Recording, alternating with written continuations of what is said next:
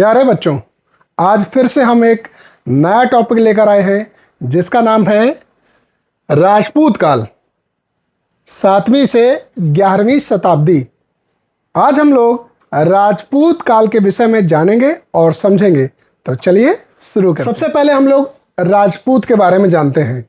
राजपूत जो शब्द है ये संस्कृत शब्द राजपुत्र का एक बिगड़ा हुआ रूप है, अर्थात जो राजकुमार या राजवंश का सूचक था। धीरे धीरे क्षत्रिय वर्ग राजपूत नाम से प्रसिद्ध हुआ। राजा हर्षवर्धन की मृत्यु के बाद भारत में केंद्रीय सत्ता छिन्न भिन्न हो गई। छोटे छोटे राज्यों का उदय हो गया। वो राज्य आपस में युद्ध करने लगे, लड़ने लगे और उनमें कई राज्यों में राजपूत सत्ता स्थापित हो गई। हम राजपूत शब्द की बात करें तो ये एक संस्कृत शब्द राजपुत्र का बिगड़ा हुआ रूप है जो राजकुमार या राजवंश का सूचक था। धीरे धीरे ये राजपूत नाम से प्रसिद्ध हो गया। अगर हम राजपूतों के शासनकाल की बात करें तो जो प्रमुख राजपूत राजवंश थे वो थे प्रतिहार, चौहान, परमार, गढ़वाल और चंदेल। अब हम एक एक करके सभी राजपूत वंशों के विषय में जानेंगे। सबसे पहले बात करते हैं प्रतिहार वंश की, जिसका वर्चस्व उज्जैन में था। इसे गुर्जर प्रतिहार वंश के नाम से भी जानते हैं। प्रतिहार वंश का जो प्रथम सबसे शक्तिशाली शासक था वो था नागभट्ट प्रथम। इन्होंने अरबों को सिंध से आगे बढ़ने से रोक दिया था। यानी एकमात्र शासक थे ऐसे उस समय जब इन्होंने अरबों को भारत में आने से रोक दिया था। प्रतिहार शासक जो महेंद्रपाल थे, उनके दरबार में सुप्रसिद्ध रचनाकार राजशेखर निवास करते थे। प्रतिहार वंश का जो सर्वाधिक शक्तिशाली शासक था उसका नाम था मिहिर भोज। मिहिर भोज ने अपनी राजधानी कन्नौज बनाई थी। इस वंश का जो अंतिम शासक था वो था राज्यपाल। और अगर दिल्ली नगर की बात करें तो दिल्ली नगर की स्थापना तोमर नरेश अनंगपाल ने 11वीं सदी के मध्य में की थी। अब बात करते हैं दूसरे राजपूत राजवंश की, जो था गढ़वाल वंश। गढ़वाल वंश का जो शासन था वो कन्नौज पर था। गढ़वाल वंश का जो संस्थापक था वो चंद्रदेव था। इन्होंने कन्नौज को अपनी राजधानी बनाया, जबकि इसकी जो दूसरी राजधानी थी वो काशी थी। इस वंश का जो सर्वाधिक शक्तिशाली शासक था वो था राजा गोविंद चंद्र, और यही वो राजा था जिसने अनेक तुर्क आक्रमणों को विफल कर दिया था। यानी तुर्कों ने जब जब आक्रमण करने का प्रयास किया, राजा गोविंद चंद्र ने उनके सारे प्रयास असफल कर दिए। इस वंश का अंतिम जो शासक था वो था जयचंद, जिसे मोहम्मद गौरी ने 1194 ईस्वी में चंदावर के युद्ध में पराजित किया था। अब बात करते हैं एक अगले राजवंश की, जिसका नाम है चौहान या चाहमान वंश, जो कि अजमेर और दिल्ली में फैला हुआ था। चौहान वंश इतिहास के पन्नों पर अपनी गौरव गाथा के लिए प्रसिद्ध है। चौहान वंश की स्थापना वसुदेव ने की थी। प्रारंभ में ये अजमेर में शासन करते थे, लेकिन बाद में दिल्ली को राजधानी बनाया और इसी के साथ दिल्ली भारत में सत्ता का प्रमुख केंद्र बन गई। इस वंश का सबसे प्रतापी शासक था वो था पृथ्वीराज चौहान, जिसे पृथ्वीराज तृतीय के नाम से भी जाना जाता है। पृथ्वीराज चौहान ने तराइन के प्रथम युद्ध में 1191 ईस्वी में मोहम्मद गौरी को पराजित किया था, जबकि वहीं तराइन के द्वितीय युद्ध 1192 ईस्वी में उसे स्वयं पराजित होना पड़ा था। पृथ्वीराज तृतीय का एक राज कवि था जिसका नाम था चंद्रवरदाई। उसने एक रचना लिखी जिसका नाम था पृथ्वीराज रासो। अब हम आगे बढ़ते हैं और चलते हैं अगले वंश की ओर, जिसका नाम था चंदेल वंश। और ये चंदेल वंश बुंदेलखंड के क्षेत्र में फैला हुआ था।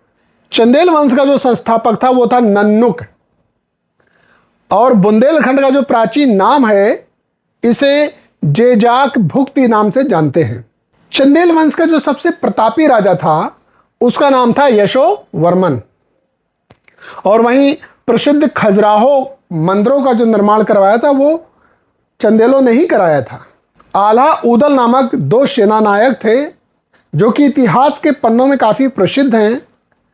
ये परमार्दिदेव के दरबार में रहते थे, जिन्होंने पृथ्वीराज चौहान के साथ युद्ध करते हुए अपनी जान गंवाई थी। वहीं चंदेल वंश के अंतिम शासक परमार्दिदेव ने 1202 ईस्वी में कुतुबुद्दीन ऐबक की अधीनता स्वीकार कर ली, जिस कारण उसके मंत्री अजय देव ने उसकी हत्या कर दी। और हम अब अगले वंश की ओर चलते हैं जिसका नाम है परमार वंश। शासन था वो मालवा पर था और इस वंश की स्थापना उपेंद्र ने मालवा क्षेत्र में की थी। इस वंश का जो प्रमुख शासक था वो मुंज था और जो मुंज का शासनकाल है वो 973 ईस्वी से 995 ईस्वी के मध्य था। जबकि सर्वाधिक शक्तिशाली शासक राजा भोज था, जिसका शासनकाल 1017 ईस्वी से 1060 ईस्वी के मध्य रहा। राजा भोज कविराज की उपाधि से विभूषित थे। 1297 ईस्वी में अलाउद्दीन खिलजी के सेनापति नसरत खां और उलूग खां ने मालवा पर अधिकार कर लिया। अब बात करते हैं पाल वंश की। जो पाल वंश था इसका शासनकाल बंगाल में था और जो पाल वंश की स्थापना है ये गोपाल ने 750 ईस्वी में बंगाल में की थी। इस वंश की राजधानी मुंगेर थी। जो गोपाल था वो बौद्ध धर्म का अनुयायी था, बौद्ध धर्म को मानता था। पाल वंश का सबसे महान शासक जो था वो धर्मपाल था और ये वही धर्मपाल है जिसने विक्रमशिला विश्वविद्यालय की स्थापना की और ये गोपाल का पुत्र था। वहीं 12वीं शताब्दी के अंत में पाल वंश का अंत हो गया और बंगाल में एक नए वंश का उदय हुआ जिसका नाम था सेन वंश। अगर हम सेन वंश की बात करें तो सेन वंश की स्थापना सामंत सेन ने राढ़ में की थी। इसकी राजधानी नदिया, जिसे लखनऊती नाम से भी जानते थे, थी। इस वंश के जो प्रमुख शासक हुए हैं वो थे विजय सेन, बल्लाल सेन एवं लक्ष्मण सेन। जो इस वंश का प्रथम स्वतंत्र शासक था वो विजय सेन था। लक्ष्मण सेन बंगाल के अंतिम हिंदू शासक थे। इसकी राज्यसभा में गीत गोविंद के लेखक जयदेव रहते थे। सेन राजवंश प्रथम ऐसा राजवंश था जिसने अपना अभिलेख सर्वप्रथम हिंदी में उत्कीर्ण कराया था। अब हम लोग बात करते हैं राजपूतकालीन समाज की और राजपूतकालीन समाज के अंतर्गत सबसे पहला नंबर आता है वहाँ की शासन व्यवस्था का। इस समय से सामंती व्यवस्था शुरू हो चुकी थी। जो सामंत राजा होते थे वो वर्ष भर की एक निश्चित आय अपने अधिपति को देते थे। गांवों में ग्राम पंचायतें थीं। ग्राम पंचायतों पर शासन का कोई भी हस्तक्षेप नहीं था। मौर्यों के समय शुरू ही पंचायती राज व्यवस्था अभी तक कायम थी। इस प्रकार जो राजनीतिक उथल पुथल थी उसका बहुत अधिक प्रभाव ग्रामों पर नहीं पड़ा। अब बात करते हैं सामाजिक व्यवस्था की। सामाजिक व्यवस्था के अंतर्गत जो राजपूत वर्ग था वह युद्ध वर्ग से संबंधित था, यानी कि क्षत्रिय वर्ग से संबंधित था। राजपूत समाज में योद्धा और शासक वर्ग थे। राजपूतों में साहस, आत्मसम्मान, दृढ़ इच्छा शक्ति कूट कूट कर भरी हुई थी। उनकी आन बान शान की गाथाएं इतिहास में दर्ज हैं। इस समय जो ब्राह्मण थे उनको समाज में उच्च स्थान प्राप्त था। जो धनी वर्ग थे वह सोने के आभूषण पहनते थे और साथ ही साथ कीमती वस्त्र धारण करते थे। जन साधारण की जो वेशभूषा थी वो साधारण थी। बाल विवाह और सती प्रथा का प्रचलन हो चुका था। विधवा विवाह वर्जित था। इस समय तक वर्ण व्यवस्था भी कठोर हो गई थी, लेकिन इस समय महिलाओं को समान अधिकार प्राप्त थे और उन्हें संपत्ति का अधिकार भी दिया गया था। अब आइए बात करते हैं कला की। राजपूत वर्ग जहां एक और लड़ाई में व्यस्त रहते थे, वहीं उन्होंने कला के क्षेत्र में भी उन्नति की। अपनी प्रतिष्ठा की सूचक के रूप में उन्होंने भव्य दुर्गों का निर्माण करवाया, राजभवन का निर्माण करवाया, मंदिरों का निर्माण करवाया, जिन्हें देखने के लिए आज भी हजारों पर्यटक देश विदेश से यहाँ आते हैं। जो उत्तरी भारत के राजा थे उनमें से कई राजाओं ने तो मध्य भारत में भी मंदिरों का निर्माण करवाया, जैसे कि भुवनेश्वर का लिंगराज मंदिर। वहीं चंदेल शासकों ने कंदरिया महादेव का मंदिर, जो कि खजुराहो में स्थित है, उसका निर्माण करवाया। जो कोणार्क का सूर्य मंदिर है उसे गंग वंश के शासक नरसिंह प्रथम ने बनवाया था।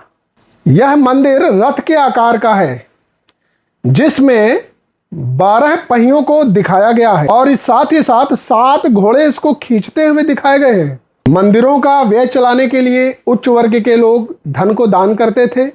सोना, चांदी, कीमती पत्थर, आभूषण आदि का दान करते थे। इन मंदिरों की विशेषता थी कि ये धन धान्य से परिपूर्ण थे। अब बात कर लेते हैं शिक्षा एवं साहित्य की।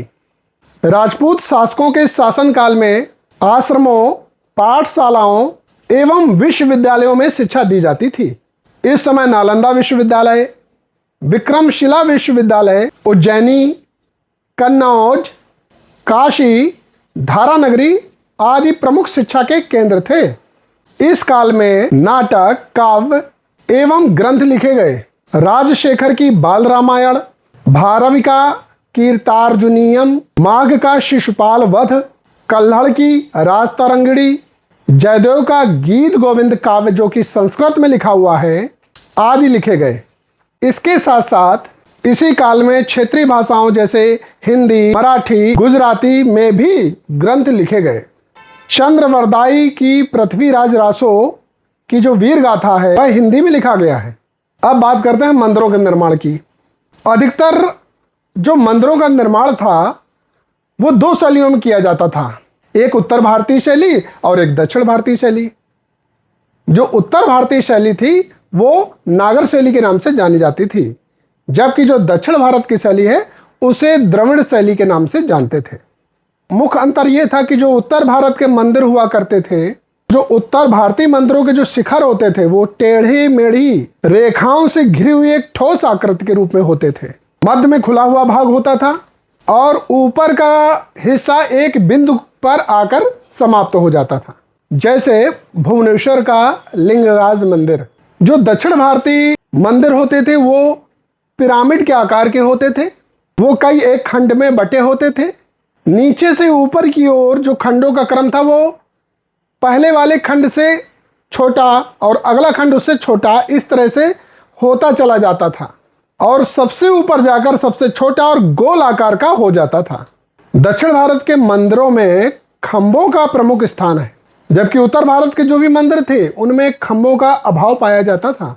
मंदिर को बनाने के लिए जो कारीगर होते थे वो पत्थरों को जमाने के लिए चूने या गारे का इस्तेमाल नहीं करते थे, बल्कि पत्थरों को पत्थरों पर इस तरह से रखते थे कि एक पत्थर के ऊपर दूसरे पत्थर का दबाव इतना अधिक हो जाता था कि सदियों से वो उसी अवस्था में लगे हुए हैं और ये पत्थर एक दूसरे के भार से ही सैकड़ों वर्षों से टिके हुए हैं। तो चलिए अब कुछ एक महत्वपूर्ण प्रश्नों पर नजर डाल लेते हैं जो कि परीक्षाओं के दृष्टिकोण से अत्यंत उपयोगी हैं। तो चलिए शुरू करते हैं। सबसे पहले प्रश्न आता है कि प्रतिहार वंश का प्रथम शक्तिशाली शासक कौन था? उत्तर है नागभट्ट प्रथम। अगला प्रश्न है राजशेखर जो रचनाकार थे वो किसके दरबार में निवास करते थे? उत्तर है महेंद्रपाल। अगला प्रश्न है प्रतिहार वंश का सबसे शक्तिशाली शासक कौन था? उत्तर है मिहिर भोज। अगला प्रश्न है दिल्ली नगर की स्थापना 11वीं सदी के मध्य किसने की? उत्तर है तोमर नरेश अनंगपाल ने। अगला प्रश्न है कि गढ़वाल वंश का संस्थापक कौन था? उत्तर है चंद्रदेव। गढ़वाल वंश का सबसे शक्तिशाली शासक कौन था? उत्तर है राजा गोविंद चंद्र। अगला प्रश्न है तुर्कों के आक्रमण को किसने विफल किया था? उत्तर है राजा गोविंद चंद्र ने। गढ़वाल वंश का अंतिम शासक कौन था? उत्तर है जयचंद। जयचंद का युद्ध किससे और कब हुआ? उत्तर है मोहम्मद गौरी से 1194 ईस्वी में। चौहान वंश की स्थापना किसने की? उत्तर है वासुदेव ने। चौहान वंश का सबसे प्रतापी शासक कौन था? उत्तर है पृथ्वीराज चौहान, जिसे पृथ्वीराज तृतीय के नाम से जानते हैं। तराइन का प्रथम युद्ध कब और किसके मध्य हुआ? उत्तर है 1191 ईस्वी में पृथ्वीराज चौहान और मोहम्मद गौरी के मध्य, जिसमें पृथ्वीराज चौहान की जीत हुई। तराइन का द्वितीय युद्ध कब हुआ और किसके मध्य हुआ? उत्तर है 1192 ईस्वी में पृथ्वीराज चौहान और मोहम्मद गौरी के बीच, जिसमें कि पृथ्वीराज चौहान की हार हुई। पृथ्वीराज रासो किसने लिखा? उत्तर है चंद्रवरदाई ने। अगला प्रश्न है, चंदेल वंश का संस्थापक कौन था? उत्तर है नन्नुक।